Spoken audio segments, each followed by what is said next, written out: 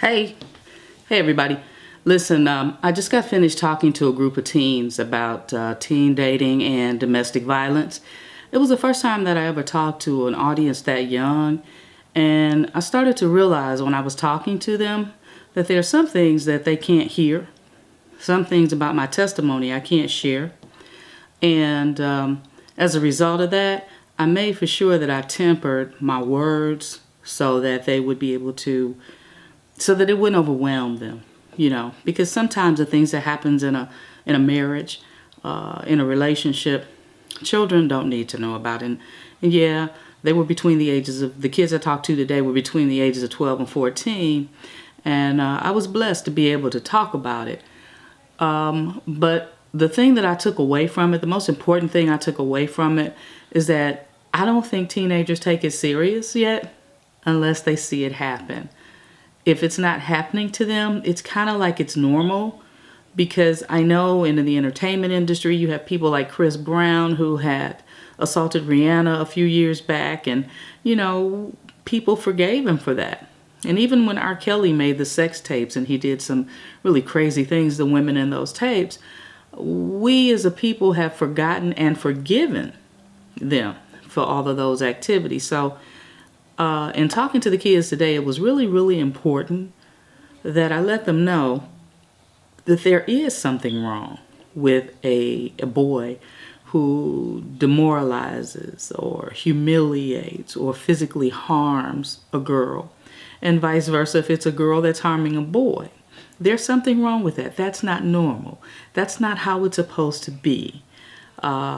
Society today, we are so quick to accept abnormal things that it's crazy. We sit up now and we just say, yeah, well, but that happened, something else worse happened yesterday to so-and-so. And we forget about what happened today to our neighbor.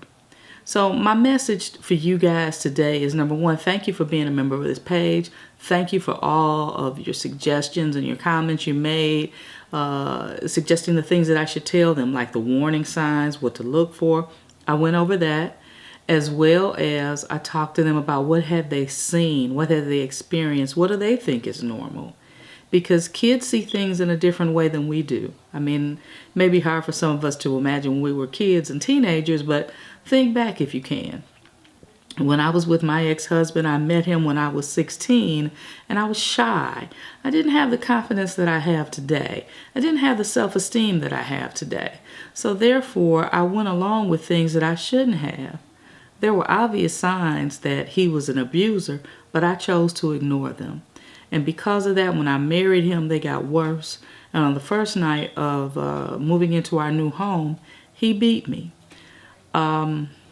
Not the kind of thing that I wanted to experience, I tell you. I ended up jumping out of a window that night and running for dear life.